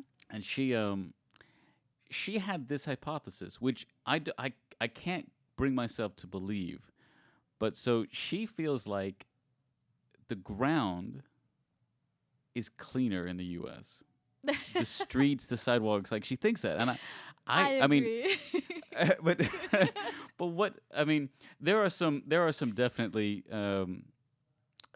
dirty sidewalks and dirty streets in Istanbul. That's true, Mhm. but no American would ever feel like, yeah, the street outside is clean. But you feel like, but I don't as long as I don't have any like open sores on my foot. Yeah. The purpose of my skin is to protect me from, like, the only thing you worry about is like broken glass. But like, Mm. yeah, I mean, she feels that way, and I almost feel like that's a fantastical answer to what is. Why is it that it can be comfortable to wear shoes in carpet Mhm. the whole day, and then Mhm. walk outside and come back? Like, because that's how I did it. Now, I mean, I take my shoes off at home. So- Even before the slippers, like I would just take them off because my wife required it. Yeah. But when required. when my wife's gone, I still do it. I leave my shoes at the door, and I just wasn't using slippers. So I was Yeah. already halfway on that path Yeah. of internalizing But the. In the States, you were wearing the shoes inside your Of home. course, of Uh-huh. course. So it's normal for It's you a completely too. normal. Okay. It's just not now. It's not normal now. It feels Yeah, now weird. that you lived here, you learned the culture. Because I mean, I hope my wife isn't listening because she won't like this. But like, there are times, even when she was still here, where like I'm going out the door and I'm like, oh, I forgot my glasses, because sometimes you just forget you're not wearing them or something, and I'm not gonna take my shoes off again because I've just taken one step out the door. Yeah. I'm gonna walk through my apartment back to go get my thing, whatever it is I missed. So I'm like, I can do that because I'm American, and some part of me still says it's not gonna kill anyone that I'm walking around in my shoes. My shoes are probably not that dirty, but I am thinking about, are my shoes that dirty? Mm. You know, what was the sidewalk? What was the street? What was the path? And I never would have done that. Mm-hmm. I never did that when I was first living in my apartment in Konya or in Zeytinburnu. Mm-hmm. I wasn't even at all thinking it. Mm-hmm. So yeah, that's the how a culture or a group of people, how they view the ground inherently. Mm-hmm. Because not only do we walk in the U.S., like we walk on carpet, it's our carpet. It's soft. it's pleasant. Like, I'm gonna play on the carpet. I'm gonna lie down on the carpet. But if you're walking with your shoes In the inside, place where I'm lying down, and Yeah, as a kid, I'm rolling, and the carpet is my play area. see, that's something a Turkish mom would never allow. That's the thing. Like, but so we used to have this game, and I'm sure this is common. Like the ground is lava. Ah, yeah. Yeah. I mean, so, and I imagine, like, I've come to think, like, there are most of the world as adults, see the ground as lava. Like, don't touch it unless there's something between you and it, because it's just not a pleasant thing. Yeah. God, and that must be such a pain, because in the U.S. we just don't care. But I even saw in Europe there was a mom whose baby dropped something on the floor, like what do you call Yeah, that? yeah, a pacifier. A pacifier, yeah. And she didn't care at all. She took the pacifier, gave to the baby, and the baby put it to in Yeah, her the baby's gonna mouth. clean it. Yeah, and I was like, what? What are you doing? That baby is gonna die. Yeah, I mean, I guess I ate dirt. I ate sand, as almost all babies do. You know, they you can't stop them from putting stuff in their mouth. You can only hope to contain it. You can't stop it completely. So I used to do that easily. It was like seawater. Seawater. Yeah, I was at the You were beach as a drinking- baby, and I would take my bottle and I would dip it into the water, and and this was in full view of my parents. I was like less than a year, Ah. and yeah, it was completely accepted. My dad was a doctor. You know, he's like, this is kind of an immunization. Like, whatever's in that, if it doesn't kill him, Yeah, it will make it's them only going to make him stronger. Yeah. So, I know that's another conversation. Like the question of, so, all right, real world news. So people listening to this later, there is a virus. What is it? Wuhan virus. Wuhan and what is it? Corona? No. Coronavirus. I think. Yeah, it's a type of virus that is like SARS and like Middle East respiratory syndrome of years past. And so that's going on right now. And, you know, China as a region, not as a country or as a people, but as like a large region, has always had like the world's largest population until recent times, until India's population has gotten so large in the last few decades. But many, not all, but definitely, it's always been associated with the global pandemics. Yeah. From the Black Plague and the bubonic plague, Black Death and stuff. And, you know, I wonder if it's the culture of not getting involved with the dirt on your floor. If that barrier is not allowing young children and people to develop these resistances to pathogens and stuff. And it's the no shoes at home culture. I don't know much about it, but what Well, I know can nothing say about it. That's why I'm thinking out loud about it. What I can say is, you know, Ekşi Sözlük.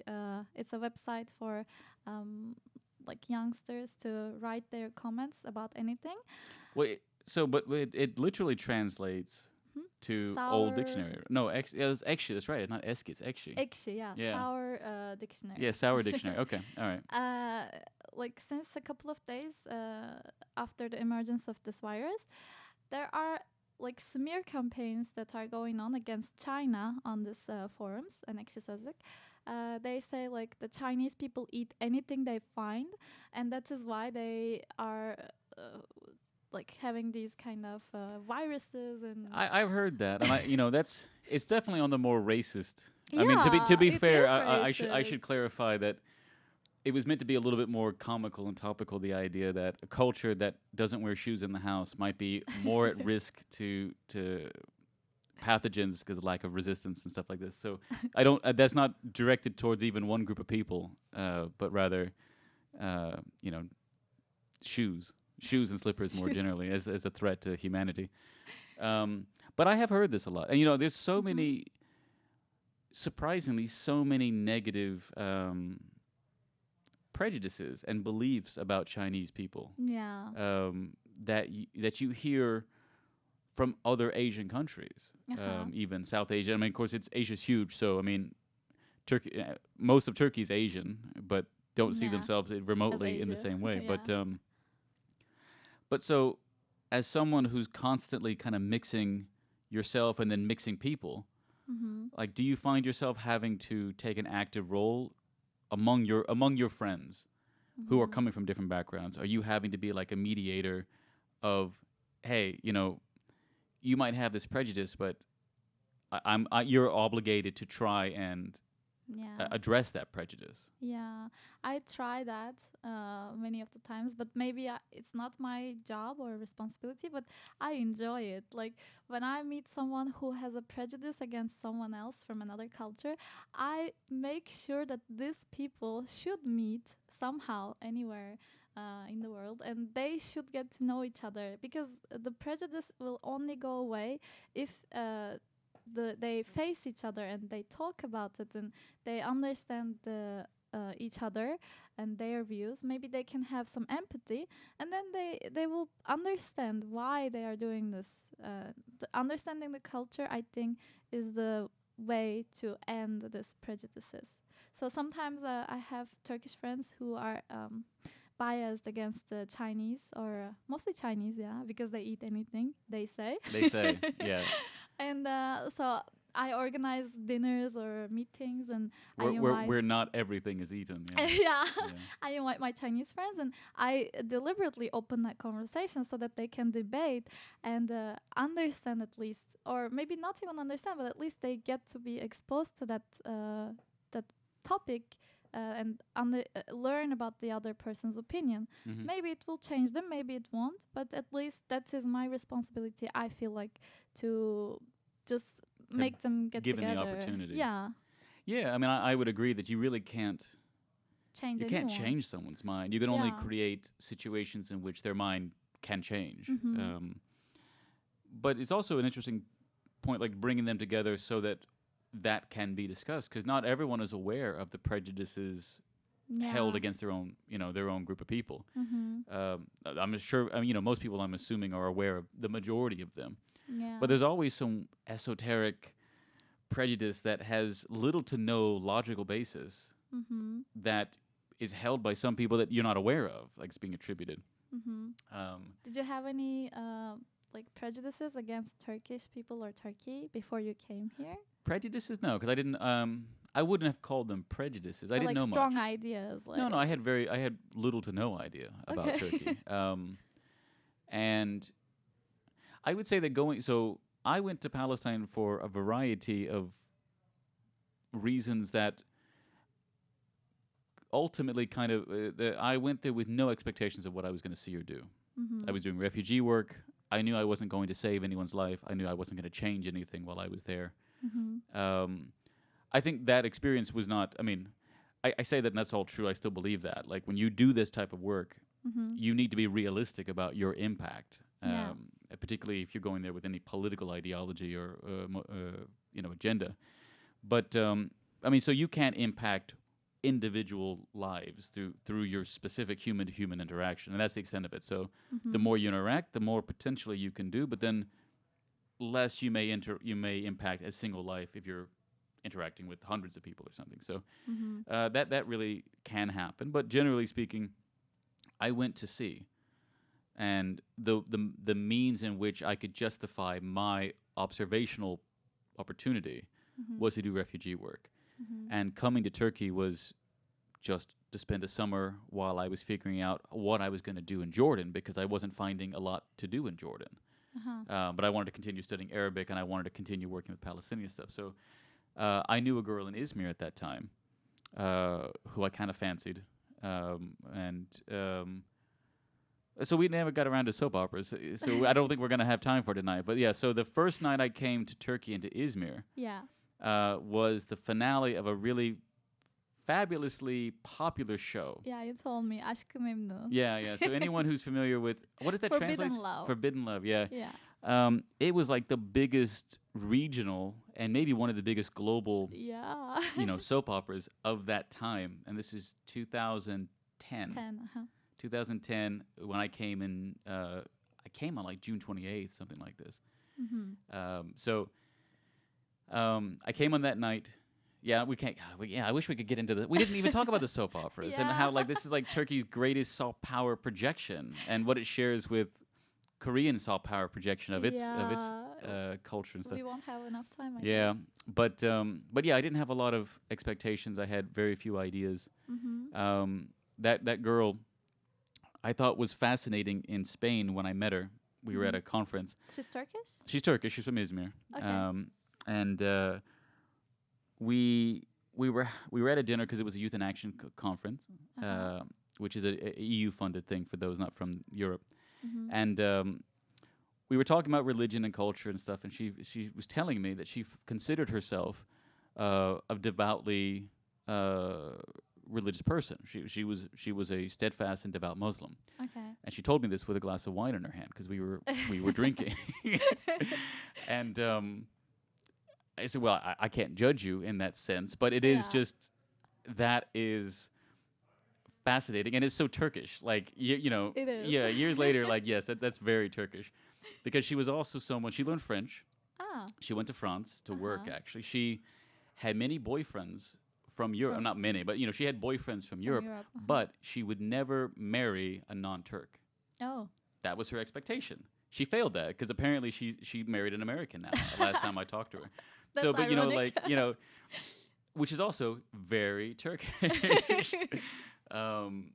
Particularly Turkish women. You know, Mhm. there's this Turkish men can marry whoever it is they want, but Turkish women have many more restrictions, Yeah. and it's because quite of an effort to get Islam. outside of that. And we'll have a guest hopefully on the show sometime next month or something Uh-huh. who can talk a bit more about that stuff. But Mhm. yeah, so anyway, I knew her. I knew just that type of curious contradiction. Yeah. And that was the only thing I really knew about Turkey coming in, other than I had taken a modern Middle East course in university. Uh-huh. And we did talk about late Ottoman period and early Republican period, like legal observations, Mhm. and so that was about it. So I mean, I was quite So you didn't have enough, I mean, strong beliefs that. no, nothing that about was lifestyle. like confronted. Okay. And if anything, it actually that was not cool to some people Uh-huh. because they were expecting that more. And I said, I just came from Palestine, man. And they're like, we're nothing like Arabs. I said, well, I mean, I don't know what to tell you, but in many ways, like the home situation, pretty similar. The hospitality Yeah. thing, pretty similar. I said, I don't feel out of place. Like this is a continuation of my Arab cultural experience coming to Turkey. Mm-hmm. Not that you're Arabs, you're not speaking the same. Your whole economic situation is completely different. Yeah. Your relationship to the religion is completely different. Mm-hmm. But in terms of like how you interact with one another, it's not that different. It's on the same spectrum. So I'm not outside of my comfort zone. I've already established my comfort zone. Yeah, but I think in Turkish people's minds, I don't want to generalize, but some people, they have bias against Arab culture and Very Arab much. people. Yeah, so this is something I also try to break. Sometimes I bring people from Syrian, like refugees or from Syria. They are living here for various reasons, maybe studying, maybe working, or maybe as a immigrant. With Turkish friends, so that at least they see that there is another part of being a immigrant in this country, being a foreigner in this country, because they are going through hard times too. Probably they had like if they fled from the war, they went through pretty much like a big trauma in their lives. But if you're just pointing the finger at them and say like Arabs are like this, Arabs are bad, dirty, whatever, that is not good. So sometimes we need to have these conversations to change the people's minds and strong opinions. I mean, and I can't generalize either. But going back to the observation we made earlier, I feel like to Mhm. some extent, people didn't have any other choice. They had to Yeah. confront that, and they had to start saying, "All right, like I don't like a family in my building that I can't talk to, Mm-hmm. but they're kids. You know, they're not doing anything wrong. That woman's situation." If I'm like a housewife who's like staying at home all the time, like Mm-hmm. you know, there's some commonality to this experience Right. that starts to mitigate the fact that I don't like to have other cultures in my immediate area, Mm-hmm. because that of course affects usually the most vulnerable and marginalized societies first within Turkey, Yeah. who either feel the competition, but then effectively that shared marginalization means well we're more peers with each other than we are with social classes above us. Mm-hmm. And I think, I mean, I have this sense that the large number of Syrians and the long time that they've been here, and the fact that many of them have, gotten citizenship and started businesses and become active members of society. And when I say getting Yeah. citizenship, not in the this conspiratorial sense that That has is also another thing. yeah, Like, yeah. So oh, they are getting citizenship. They are getting a priority over classes like yeah, schools, universities, hospitals. yeah. Those those refugees, man, they get all the breaks, Yeah. and that's the same thing in Europe. And the same thing in the U.S. This belief that Yeah. these incoming people Uh-huh. get all these advantages, and you can always find examples where, yeah, relatively, there's a program for them. Yeah. There isn't a program for another domestic group who's And there equally should be, I marginalized. mean. Yeah, and the idea is it's well, you're not helping anybody by taking it away from them, Yeah. unless they're you should expand such make those programs Uh-huh. less about a particular background, perhaps make it a little wider. But yeah, those are common complaints elsewhere. And for those not in Turkey, there's been a belief that Syrian refugees were getting citizenship like immediately, Yeah. and for the purpose of like shifting votes and stuff. And I've heard, these are not like the conspiracy theories of the uneducated. These are conspiracy theories of Yeah, the that's whole what spectrum of kills me. Turkish society. Like, you got educated, like you lived abroad probably. Professors, PhDs, and professors. I've heard people say that. Exactly. Yeah. This is crazy. And it's like, well, I worked with refugees. I've worked with Syrian refugees. They're not going to hide that. That's not like some secret that they don't tell. No, they'll tell you, like, they're trying to get it. Uh-huh. Doesn't come easily like that. There's just a lot of people who came on passports, Mm-hmm. stayed long enough, stayed the period of time by which they could apply. Some bought it because they had the money to go accelerate that process. Yeah. So, but yeah, so I do think that that maybe some of the Arab bias of the old. I mean, there may be new biases coming in, but the old biases maybe have had to necessarily change in Turkish society, and there are positive elements to that. Also, the media, I think, makes it hard for the people to own a balanced idea, because they show the bad news that the Syrians do. For example, they say, oh, the Syrian started a fire in this place. And people, of course, you get angry when you hear such news, because you say, oh, this person came to the country and they are not being respectful. They are damaging the people. They're damaging the culture and the properties. So the media is not helping it at all as well. Yeah, again, that's true. But it's also, what is the media's job? In the sense that they tell you what you want to hear. Do you want to hear a boring story about how a group of people just had a normal life? Like, Why can't we just publish more positive things? Yeah, I mean, yeah, start this to- Syrian started something that is helping the disabled people, for example. That kind of news. They're also good news. But that kind of sensationalism, Uh-huh. sometimes it's negative and sometimes it's curious, like something quirky about another society. That is what fuels a lot of people's interest in these societies. So this sensationalism, Right. this fantastical element of foreignness, both creates these barriers and provides the justification for overcoming those barriers.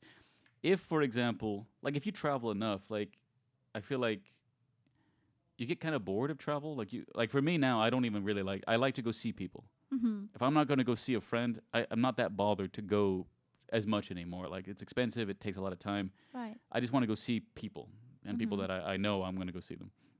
So I feel like if everyone was aware of just how much similarity there was among different cultures, Yeah. you wouldn't be as interested. So it's this the Right, so romanticism of showing what we the don't know and stuff like difference. yeah. Yeah.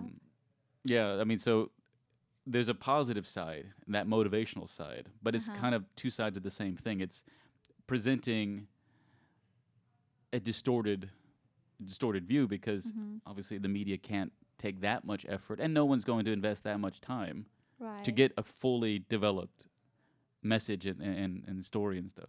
True. Yeah. So let's play another song, and I think we're almost up for the night. So we got one more song, I think, that you picked, and it's another French one. Yeah. Go ahead and introduce it. Which one are we playing? I think This it was was Edith. yeah, by Edith Piaf. Sous le ciel de Paris. And this one you listened to before you went to Belgium. So this was actually this. How many words did you learn from this song? I don't remember, but basically I was like listening to many French songs to learn French. And yes, this was before I went to Belgium. When I was learning French by myself in Istanbul back then, I decided to go to France just for a trial period, to A taste of France. yeah, and I signed up for a class, French class. So when I was walking down in Paris, I heard the song playing from somewhere. I think it was a shop, and I was like, "Wow!" Because the meaning of this title of the song is like "Under the Paris Sky." So I felt like, okay, this fits really nicely. It defines the experience that I was going through. It was at that the first time you heard the song? Was in Paris, or you had No. listened to it before and then I listened to it Okay. before, and then I went to Paris. you recognized it? I recognized it, and I enjoyed it because I was in Paris, under the Paris sky, and this song started playing out of nowhere. So it was really fun. Well, let's take a listen.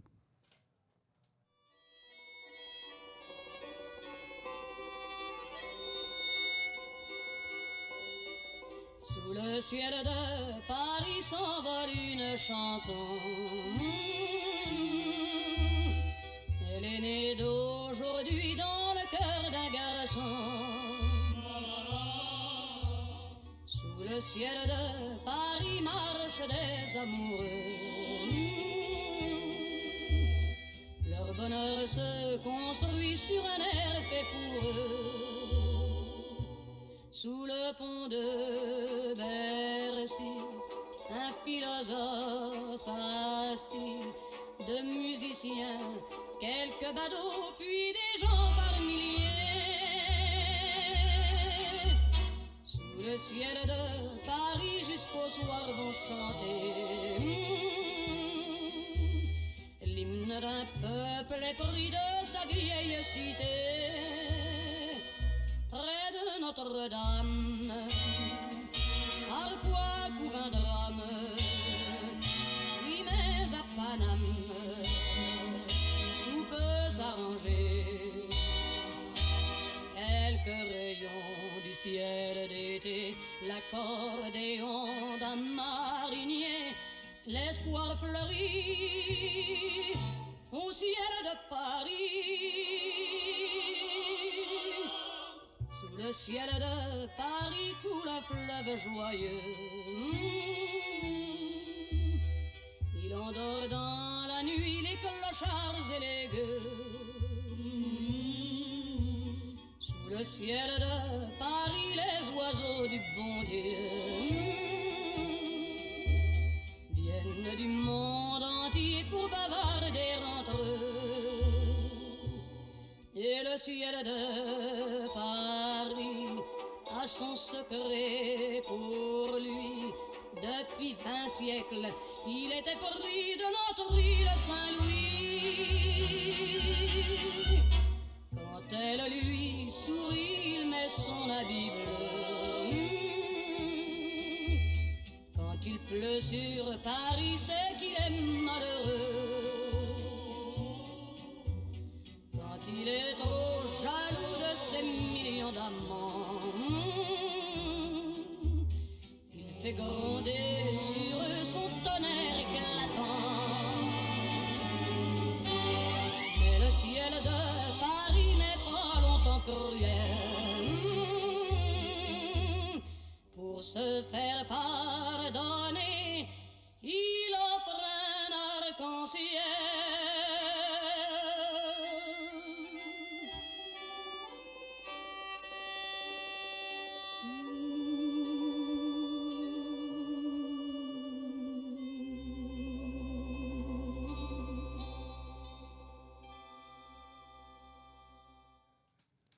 And we're back under an Istanbul sky that is now dark, as it's almost 8 o'clock local time in Istanbul.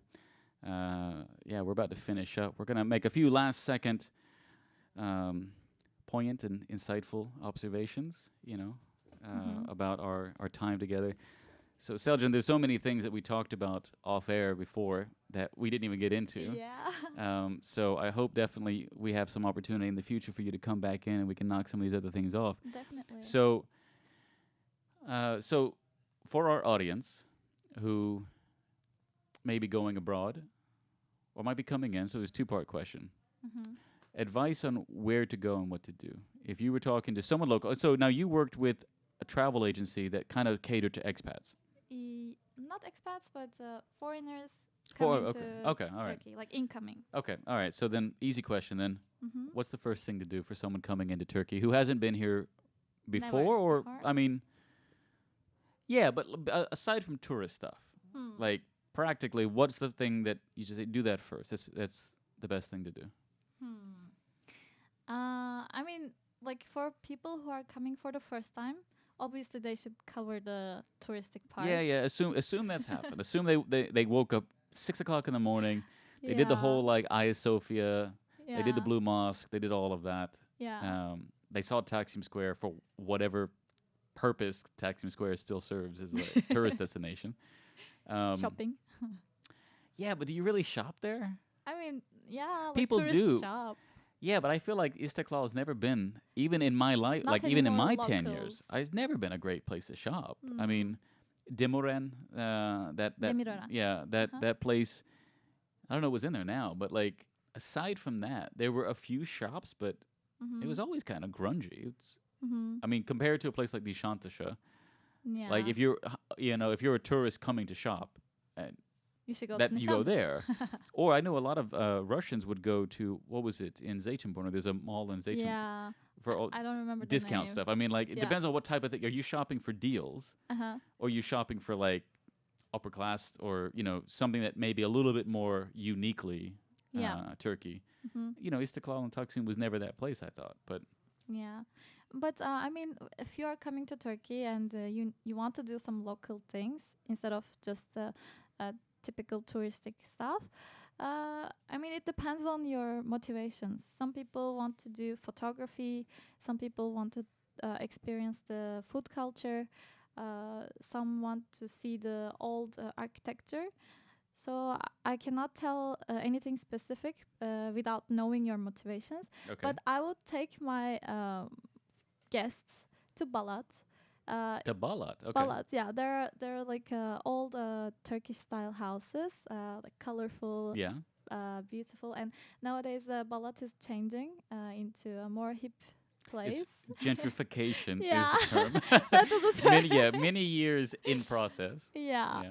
So there are many coffee shops, antique shops, Art that's- galleries. art yeah. galleries. Yeah, I think that is a different side, different face of Istanbul. If you want to experience something unique, It's still very, I mean, there's still a Jewish community represented there, a lot Yeah. of different Christian groups and sects represented there. So it's Uh-huh. quite a lot of history. Mhm. So yeah. Minority. Yeah, it's definitely a place I would suggest.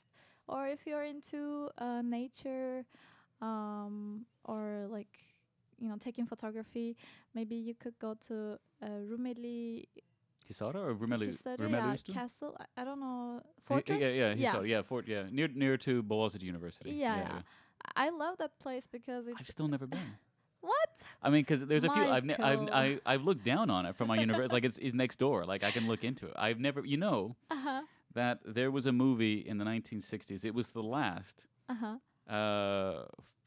Dr. Fu Manchu film. Hmm. So talking about like Chinese racial stereotypes, Dr. Fu Manchu was a Hollywood character of this Chinese supervillain. Uh-huh. And I think it was the last one. It was in the 60s, and I forget the actor's name, but like the guy who played him was like a famous legendary actor. Hmm. In his earlier time, he was Dr. Fu Manchu. And he had a freeze ray that was going to freeze the world. That was his supervillain like Whoa. threat. And he was based in Istanbul. Really? And Rumeli Hisara was the His governor's the governor of Istanbul's mansion Uh-huh. that he took over using the Turkish mafia, Uh-huh. betraying that Turkish mafia to set up his truly global evil terrorist organization inside there. So I've seen Rumeli Hisara in a film. Okay, films doesn't suffice. Doesn't do Yeah. justice. Okay. So you need to go there the next time you are around Boğaziçi University or when you have time. Just I Okay. suggest going there. So we got those two places. Now, the other half of that question. Uh-huh. Assuming you're taking your twin that you just discovered, Mm-hmm. who has not yet left Malatya or Ankara or whatever. You separated at birth, this prince and pauper type of thing. Like, where would you take her? Where should she go outside of Turkey? Outside of Turkey. Oh yeah, the best experience for her. Um, well, I've been to some European countries, but I would say like this is very not typical at all. But I really enjoyed Luxembourg. It's a very tiny place. I just spent one day there. It was very like. Well, you could walk in a day, right? Exactly. Yeah. I walked the whole city or country in one day, and it was really nice. The nature is nice, and people are very, very welcoming and It's very wealthy because it's hospitality. very Yeah. banking oriented, as I Yeah. understood. So Even yeah, that's Belgians would go there to buy beers because it's cheaper there. the Belgians would buy beer in Luxembourg because it's cheaper. But as we were just saying, like Luxembourg is quite wealthy, so why is the beer Sorry, cheaper? I said wrong. Oh, yeah. Luxembourgish go They're to going to Belgium. Belgium. Yeah, they Belgium. cross the border to Aha, buy beer aha. and come back. Well, I mean, everyone loves Belgian beer. When I went to Germany, as an American, we think Germans have the best beer, and then you Oh. go and you're like, no, this is really not that great. It's not my kind of beer. After And then you, discovering Belgian beers. and then you realize, no, Europeans say it's the Belgians. The Belgians are the ones who go crazy about it. So, and as luck would have it, I had some very, very generous Belgian gifts today. So I've got a couple beers that I'm hiding in my laboratory on campus that I have to get off campus in order to enjoy them. I can join you. Yeah. We have enough. These friends were very generous with it. But okay, so Luxembourg, Yeah. good location for a first time. You can go Turkish from there anywhere traveler. in Europe because it's in the It's basically quite in the central, center. Yeah. and you'll have plenty of reasons because after a day you'll be looking for other places to go. All right, so that's the wisdom of Selcen. I think wisdom there for everyone coming to Turkey or leaving Turkey. Thank you again very much for being a guest on the Culture Clash. Thank you for having And me. we're going to lead into another song. And I'm actually not. Did you have another song, or I never get to play songs? And I thought I would play some tonight. But do you have can one? play something for yourself. What do you have one? Let me see. What did you? I think I have one that is from Korea. Yeah. So let's do that because we didn't talk about your Korea. Well, we did about the kimchi. Yeah. Yes. Okay. So Slightly. yeah, lead in this because I remember the song now. This is the one that when I played it, I said this is awful. this is so American, like just drippy ballad Yeah. for a film, which even in the tagline was like a lily white romance. Yeah. Actually the name even is in But do you know English, what the lily? classic. Do you know what lily white means? I know what is it? In American, lily white is like the whitest of white. Like ethnically, it's not a positive thing. Like when you're like emphasizing like Oscars. Oscars are so white. Oscars are like lily white. Oh, Like, okay. That's why you're yeah. surprised when yeah. I saw showed that you. tagline. I was like, so maybe that has a better meaning elsewhere. But in American English, like if you call someone lily white, you're drawing negative attention to how white they are. I didn't know So, that. And usually it's cultural, not literally like skin color. Uh-huh.